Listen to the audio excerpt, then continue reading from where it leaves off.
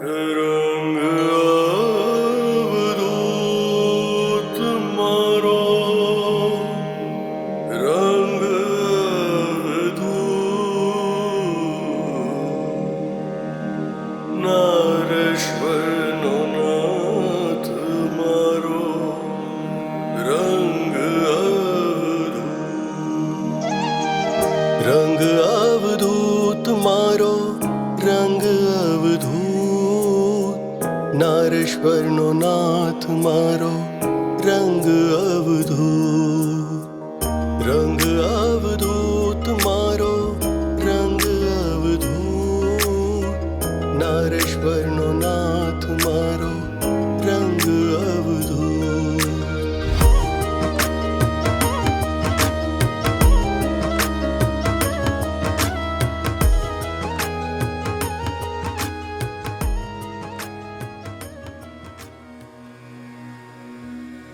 સદગુરુ પદ પંકજ સ્મરી વંદી વારંવાર, મલકત મુખડે અલખજી બોલ્યા સાંભળ બાળ. એક સમયે અવધૂતજી પોર ગામમાં નદી કિનારે પર્ણકુટીરમાં બિરાજ્યા હતા. ભક્તોથી વીંટળાઈને બેઠા હોય ત્યારે હાસ્યની છોડો ઉડતી અને ત્યાંનું વાતાવરણ ધરતી પરના સ્વર્ગ સમાન થઈ જતું.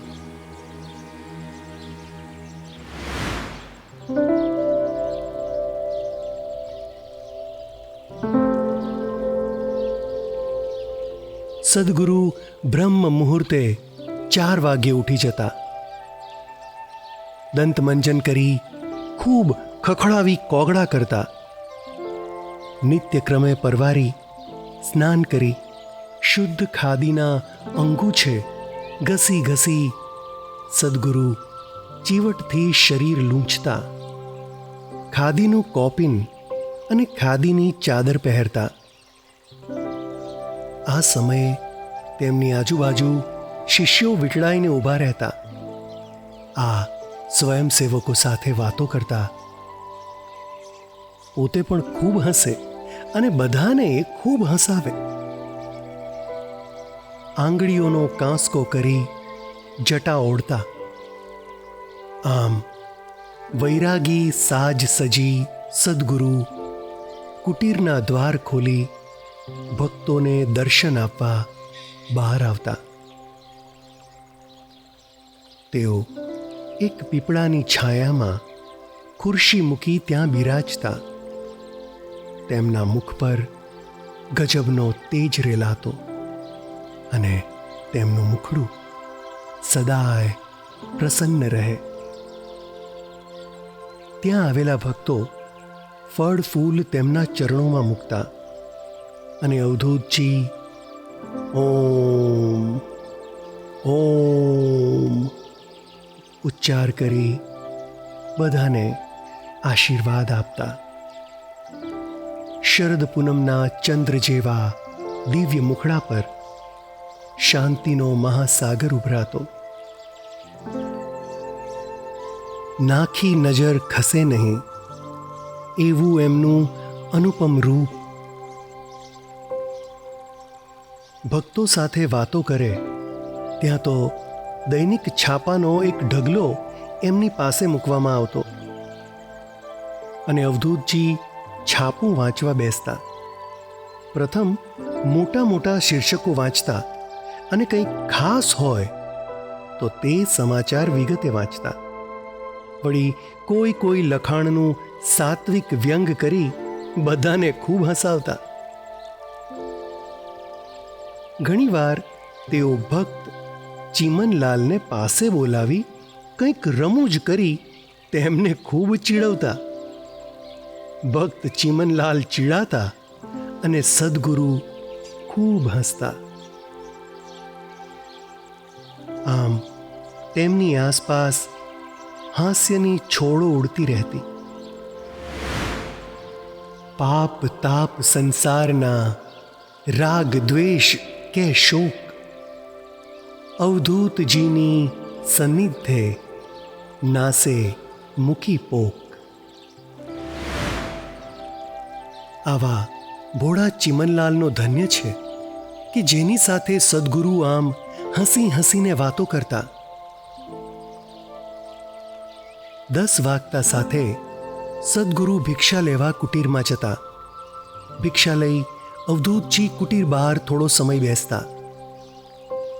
ભક્તોને દર્શન આપી થોડો સમય તેમની સાથે ચર્ચા અને પ્રશ્નોના સમાધાન કરતા. આ પછી તેઓ કુટીરમાં આરામ કરવા જતા. આરામ કરતા સમયે પણ તેઓ મુખથી દત્ત દત્ત નામ રટણ કરતા રહેતા. જેને રામમાં જ આરામ હોય તેને બીજો કયો આરામ જોઈએ? બરોબર 2 વાગતા તેઓ પથારી ત્યજી દત્ત દત્તની ગર્જના કરી કુટીરના બારણે આવતા. સદ્ગુરુની રાહ જોતા આતુર ભક્તોને દર્શન આપવા દ્વાર ખોલી બહાર આવતા. બહાર આવતા જ પ્રથમ તેઓ બધાને પ્રણામ કરતા અને ભક્તો જય શ્રી ગુરુદેવ દત્તનો પ્રેમથી નાદ કરતા. સદ્ગુરુ બપોરે નિત્યક્રમથી પરવારી ફરી સ્નાન કરતા. પછી એકાદ પ્યાલો ફળનો રસ પીતા અને પૂરા 3 કલાક ધ્યાન કરતા. સાંજે 5:30 ધ્યાનથી પરવારી કુટીરના દ્વાર ખોલતા અને માટીના ઓટલે બેસતા. સદ્ગુરુ દર્શન માટે બધા ભક્તો વિવેક રાખી શિસ્તબદ્ધ હારબંધ ઊભા રહેતા.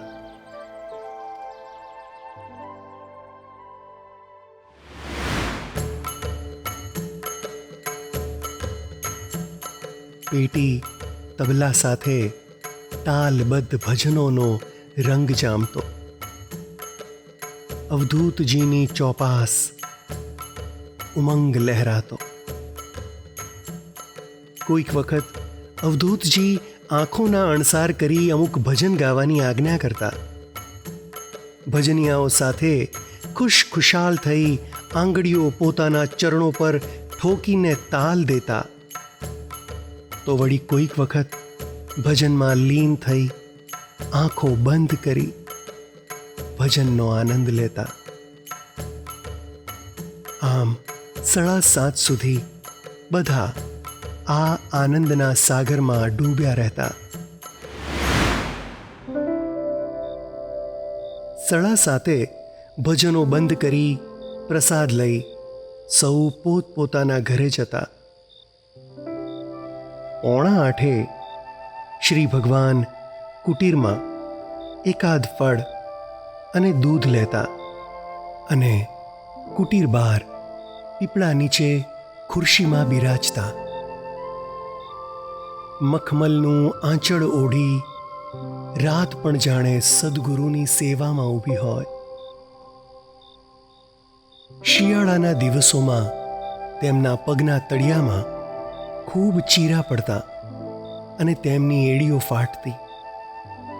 સદ્ગુરુને આ ચીરાડાથી દુખાવો થતો હશે એમ વિચારી ભક્તો સદ્ગુરુના ચરણે કોકમનું ઘી ઘસતા. ત્યારે સદ્ગુરુ રમૂજમાં કહેતા, આ તો રેવા પરિક્રમાની પ્રસાદી છે.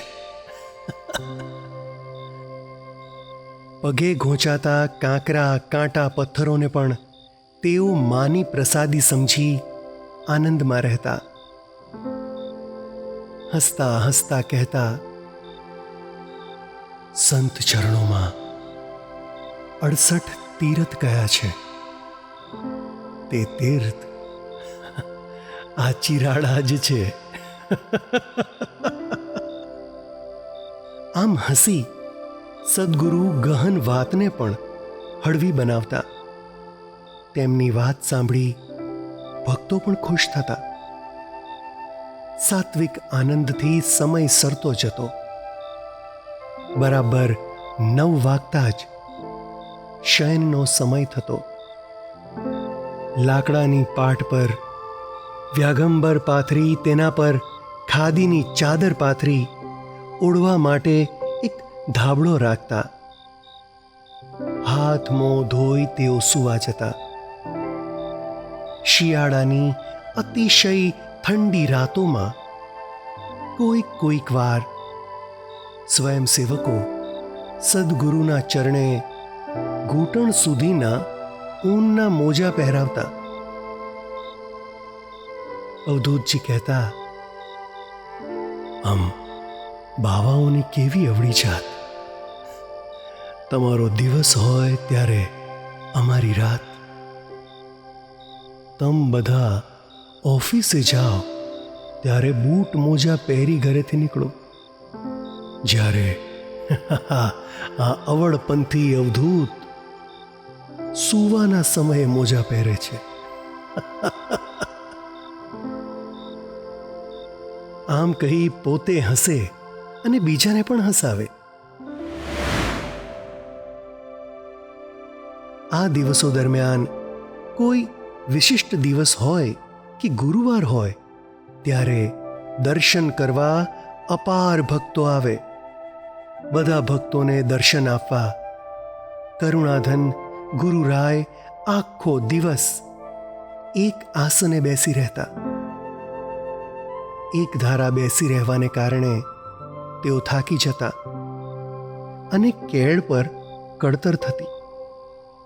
ત્યારે રાત્રે સેવક ગોવિંદ ગરમ પાણીની કોથળી સદગુરુના કેળ પર ભાવથી મૂકી ગુરુની કેળ પર શેક કરતા.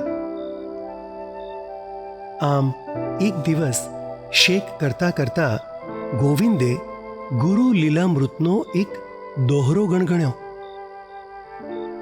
બ્રહ્મ રસાસ્વાદે ભર્યો નર્યો ગ્રંથ સાધ્વંત, મદ વાક્યે વિશ્વાસ તો જોશે પરચો સંત. પાસું ફરીને સૂતેલા સદગુરુ ગોવિંદના મોઢે આ દોહરો સાંભળતા ચત્તા થયા. તે લીલામૃત ઝીણવટથી વાંચ્યું છે કે પછી આમ જ પાના ફેરવ્યા છે? અવધૂતજીનો પ્રશ્ન સાંભળી શિષ્ય બેબાકડો થઈ ગયો. તે મનમાં ખૂબ મૂંઝાયો. તેણે વિચાર કર્યો, દોહરો બોલતા બોલતા જરૂર મેં કાંઈ ભૂલ કરી છે. હવેથી ભવિષ્યમાં બાપજીને સંભળાય તે રીતે કોઈ દોહરો બોલીશ નહીં. અવધૂતજી એ સેવકની મૂંઝવણ જાણી ગયા. તેમણે ધીમે રહીને પ્રસન્ન મુખ કરી પૂછ્યું, લીલામૃતને સમજીને બરાબર ચીવટાઈથી વાંચ્યું છે? સદગુરુનું પ્રસન્ન મુખડું જોઈ શિષ્ય વિનયથી બોલ્યો, હે પ્રભુ, લીલામૃતના મેં કેટલાય પારાયણ કર્યા છે. આ ગ્રંથરાજને મેં ઘણી વાર વાંચ્યો છે. શિષ્યની વાત સાંભળી સદગુરુ બોલ્યા, એ ગ્રંથમાં કોઈ એવો પ્રસંગ છે જે તને ઝટ સમજમાં ન આવ્યો હોય? એવો કોઈ પ્રસંગ હોય તો બોલ, જે તને કંઈ જ સમજાયું ન હોય. શિષ્ય પ્રેમથી બોલ્યા, પ્રભુ, હું તો શ્રદ્ધા રાખી ગ્રંથ વાંચું છું. કદીય કંઈ સમજીને બુદ્ધિથી આ ગ્રંથરાજ મેં વાંચ્યો નથી. ફક્ત અપાર શ્રદ્ધાથી હું આ ગ્રંથ વાંચું છું. સેવકની વાત સાંભળી અવધૂતજીએ પૂછ્યું, છતાંય તને કોઈ પ્રસંગ સંદેહ સર્જાવતો હોય તો મને જણાવ. સેવક ખૂબ વિનયથી બોલ્યા, પ્રભુ, આપ આગ્રહ કરી પૂછો છો તેથી હું કહું છું. બાકી લીલામૃતમાં મને જરાય શંકા નથી. આપ પૂછો છો તો એક પ્રસંગ કહું છું જે મારી બુદ્ધિ કબૂલ નથી કરી શકતી. પ્રભુ, લીલામૃતમાં અર્જુન પોતાના સૈન્ય સહિત જમદગ્નિ ઋષિના આશ્રમે આવે છે, ત્યારે ઋષિવર તેમનો સોના ચાંદીના પાત્રમાં વિવિધ મિષ્ટાન ભોજન વડે સત્કાર કરે છે. ઘોડા, હાથી, ઊંટને પણ ચણા, ઘાસ અને વિવિધ ભોજન દઈને તેમને પણ તૃપ્ત કરે છે. આ ભોજન પાત્ર અને સત્કારનો દરેક પદાર્થ તેમને કામધેનુની આરાધના કરતા જ મળી જતા. મારી મંદ બુદ્ધિમાં એ વાત ઉતરતી નથી કે ગાય પાસે માંગતા એ પદાર્થો એક ગાય કેવી રીતે ઉત્પન્ન કરી શકે? શ્રદ્ધા બધું જ માની શકે, પણ બુદ્ધિ તો વિચાર કરે જ. આપે પૂછ્યું તો મેં આ પ્રસંગ ચીંધ્યો છે પ્રભુ, પણ વાંચતી વેળાએ શ્રદ્ધાથી હું તો બધું જ માની લઉં છું.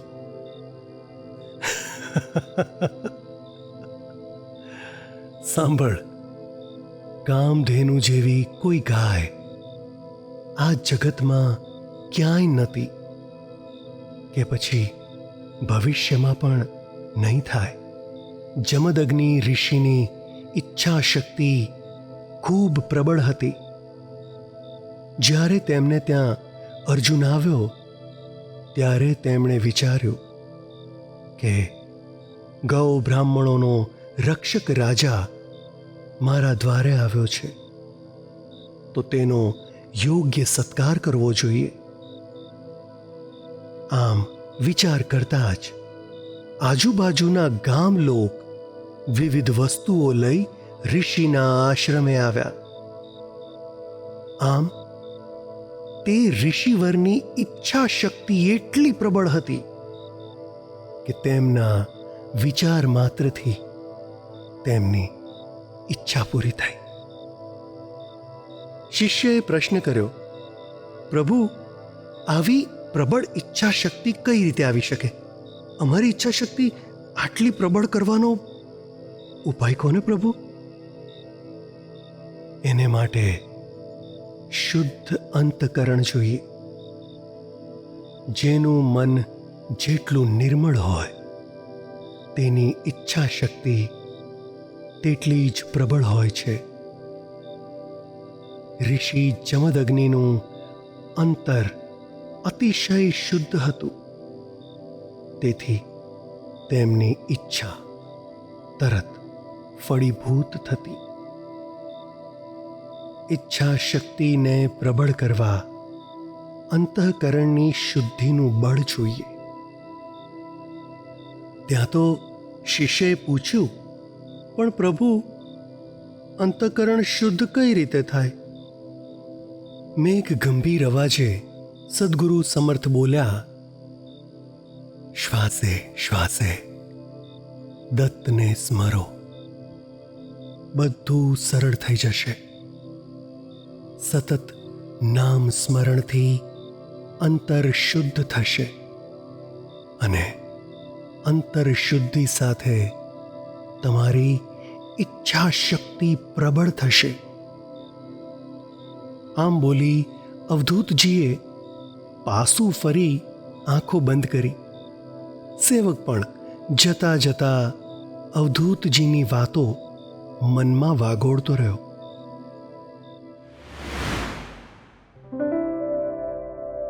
બીજા દિવસે એક એવો પ્રસંગ બન્યો કે અવધૂત વાણીની સેવકને ખાતરી થઈ ગઈ. રોજ સવારે 8 વાગ્યે ધ્યાન મુક્ત થઈ અવધૂતજી કુટીરમાં જતા અને ભક્તો તેમને વીંટળાઈને બેઠા હોય.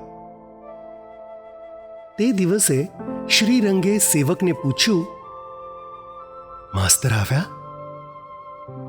આ માસ્તર એટલે જગજીવન ગાંધી. તેઓ અવધૂતજીના અંતેવાસી હતા. તેઓ નારેશ્વરમાં શ્રીરંગની સેવામાં હાજર રહેતા. સેવક ઊભો થઈ વિનયથી બોલ્યો, ના પ્રભુ, માસ્તર જો આવવાના હોય તો કદી 10 વાગ્યા પહેલા આવતા નથી. જગજીવન માસ્તર નારેશ્વરથી જ્યારે નીકળતા ત્યારે તેઓ 10 વાગ્યા પહેલા ક્યારેય પોર પહોંચી શકતા નહોતા. પણ આજે સેવક પોતાનો જવાબ પૂરો કરે તે પહેલાં જગજીવન માસ્તર કુટીરમાં પ્રવેશ્યા. ટોપી ઉતારી ગુરુચરણે પ્રણામ કર્યા. અવધૂતજીએ તેમને માજીની ખબર પૂછી. પેલો સેવક ગોવિંદ વિસ્મિત થયો. તેણે માસ્તરને પૂછ્યું, માસ્તર કાકા, આટલા વહેલા તમે નારેશ્વરથી કઈ રીતે આવી ગયા? માસ્તરે કહ્યું, ગઈકાલથી હું એક કામ માટે વડોદરા રોકાયો હતો. તેથી થયું કે આજે વહેલી સવારે પોર ગામ જઈ ગુરુ દર્શન કરી પછી નારેશ્વર જાઉં. માજીના ખબર અંતર પૂજ્યશ્રીને આપવાના હતા અને નારેશ્વર જઈ બાપજીના સ્વાસ્થ્યના ખબર માજીને આપીશ. માસ્તરની વાત સાંભળી સેવક દિગ્મૂઢ થઈ માથું ખંજવાળતો રહ્યો.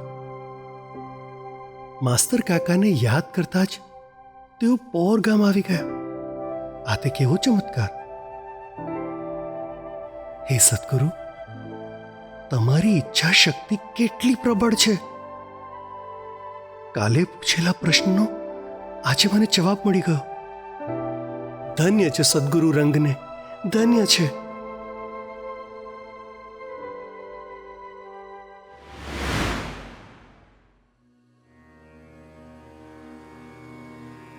એક દિવસ વહેલી સવારે ધ્યાન મુક્ત થઈ અવધૂતજી કુટીર બહાર ખુરશી પર બિરાજી રહ્યા હતા. હજી આકાશમાં તારા દેખાતા હતા અને વાતાવરણમાં દિવ્ય શાંતિ છવાઈ હતી. નદી કિનારે ગામની પ્રકૃતિ આહલાદક લાગી રહી હતી. યુવક ગોવિંદ ત્યાં જ અવધૂતજી પાસે બેઠો હતો. ત્યાં અવધૂતજીએ પૂછ્યું, ગોવિંદ, જુવારનો પોંક થયો હશે? ગોવિંદ સવારનું આહલાદક વાતાવરણ માણી રહ્યો હતો. ત્યાં તો ગુરુજીના પ્રશ્નથી તે ઝબકી જાગ્યો અને હાથ જોડી બોલ્યો, ના બાપજી, જુવારના પોંકની તો હજી વાર છે. હમણાં માગશર ચાલે છે. પોષ મહિનો આવશે ત્યારે પોંક આવશે. હજી 15 દિવસની વાર છે. ગોવિંદ અડસટ્ટે જ જવાબ આપી રહ્યો હતો. તેમની વાત ચાલતી હતી કે નદી તટેથી એક જણ તેમની પાસે આવ્યું. નજીક આવતા ગોવિંદે તે વ્યક્તિને ઓળખ્યા. આ વ્યક્તિ મૂળજીભાઈ પટેલ હતા. મૂળજીએ ગોવિંદને બોલાવી કહ્યું, સાંભળ ગોવિંદ, આજે વહેલી સવારે હું જુવારના ખેતરે પોંક પાડવા ગયો હતો. કુમળા કુમળા ડુંડા તોડી તેનો ગરમ ગરમ પોંક બાપજી માટે બનાવ્યો છે. તાજો પોચો ને ગરમા ગરમ છે. બાપજી 2 ફાંકા પણ મારશે તો મને ખૂબ આનંદ થશે અને મારો દિવસ સફળ થશે. આમ કહી મૂળજીએ પોંકની પોટલી ગોવિંદના હાથમાં મૂકી. ત્યાં તો ખુરશીમાં ટટ્ટાર થઈ બાપજીએ મોટે સાદે પૂછ્યું, ગોવિંદ, આ શું લઈ આવ્યો? ગોવિંદે બાપજી પાસે જઈ ધીમે અવાજે કહ્યું, મૂળજી તમારા માટે પોંક લઈ આવ્યો છે. ગરમા ગરમ છે. તમે ખાશો તો મૂળજીને ખૂબ આનંદ થશે. ભક્તની વિનંતી સાંભળી સદગુરુ બોલ્યા, લાવ, ઝટ મને પોંક આપ. સત્વરે ગોવિંદે સાફ કરી મુઠ્ઠી ભરી અવધૂતજીને પોંક હાથમાં આપ્યો. અવધૂતજી ફક્ત ભાવના ભૂખ્યા મૂળજીભાઈનો પોંક તેની સામે જ ખાધો અને ભક્તના હૃદયમાં આનંદ આનંદ થયો. પોંક ખાતા ખાતા અવધૂતજીએ ગોવિંદને પૂછ્યું, ગોવિંદ, તું તો કહેતો હતો કે પોંક થવાને હજી 15 દિવસ લાગશે, તો આ પોંક ક્યાંથી આવ્યો? ગોવિંદ બાપડો થઈ ચૂપચાપ ત્યાં ઊભો રહ્યો. અવધૂતજીની ઈચ્છા શક્તિ કેવી પ્રબળ હતી તેનો પરચો ગોવિંદને મળી ગયો.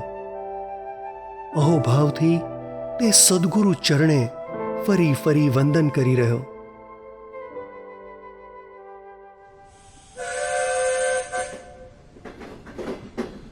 એક વખત અવધૂતજી યાત્રા કરવા દક્ષિણ ભારત જતા હતા. ગાડીમાં એક આખો દિવસ પસાર કરવાનો હતો.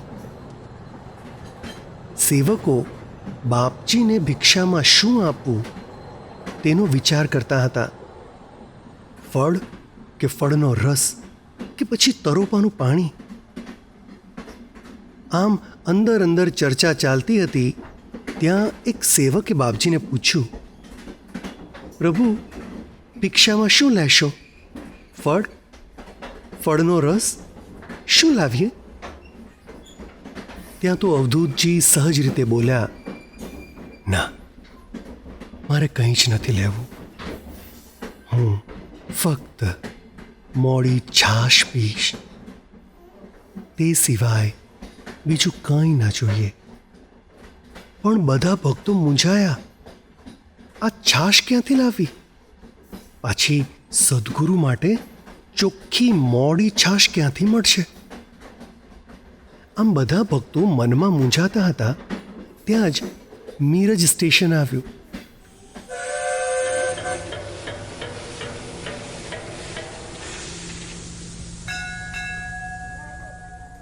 જેવી ગાડી થોભી ત્યાં તો એક સજ્જન પિત્તળની પવાલીમાં તાજી ચોખ્ખી છાશ લઈ અવધૂતજી પાસે આવ્યા અને બોલ્યા, હે સમર્થ સદ્ગુરુ, હું એક બ્રાહ્મણ છું અને અહીંનો સ્ટેશન માસ્ટર છું. મારા ઘરે એક ગાય છે. તેના દૂધના દહીંની આ છાશ છે. ચોખ્ખી અને તાજી છાશ બનાવી આપને માટે લાવ્યો છું. મારી આટલી સેવા સ્વીકાર કરો પ્રભુ.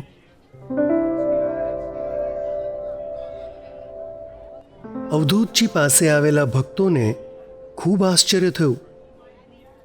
અવધૂતજીએ તે ભક્તોને એક મીઠી ટકોર કરી. જુઓ, મારા સદ્ગુરુ હર પળ મારી સંભાળ રાખે છે. તમે વ્યર્થમાં જ મૂંઝાતા હતા. મારી બધી જ વ્યવસ્થાઓ પહેલેથી થઈ જાય છે. મારા સદ્ગુરુના સાથનો મને હર પળ અનુભવ થાય છે. બધી આડ પંપાડ ત્યજી સદ્ગુરુને ભજો. તે જ પોતાના ભક્તોની સદાય સંભાળ રાખે છે. આમ છાશ પીને સદ્ગુરુએ તે બ્રાહ્મણ સ્ટેશન માસ્ટરની ભાવના પૂર્ણ કરી અને તેને આશીષ આપ્યા. સાથે આવેલા એક ભક્તે તે સ્ટેશન માસ્ટરને દૂર લઈ જઈ પૂછ્યું, અરે માસ્ટરજી, તમે હમણાં છાશ લઈને આવવાનો વિચાર કેમ કર્યો? સંતના દર્શન કરવા તો ભક્ત ફળ ફળાદી કે ફૂલહાર લઈ આવે, ત્યારે તમે આમ છાશ લઈ આવવાનો વિચાર શા માટે કર્યો? સ્ટેશન માસ્તરે કહ્યું, મેં આજે સવારે સાંભળ્યું કે ગુજરાતના સમર્થ સંત રંગ અવધૂત અહીંથી પસાર થવાના છે. તેથી તેમનો સત્કાર કરવા કંઈક લઈ જવું એવો વિચાર આવ્યો. બપોરનો સમય થયો હતો, તેથી ઠંડી તાજી છાશ તેમને માટે લઈ જાઉં એવો વિચાર કર્યો. સદ્ગુરુની સેવામાં છાશ હાજર કરી. આ છાશ સ્વીકારી પ્રભુએ મારી આ નાનકડી આશા પૂરી કરી છે.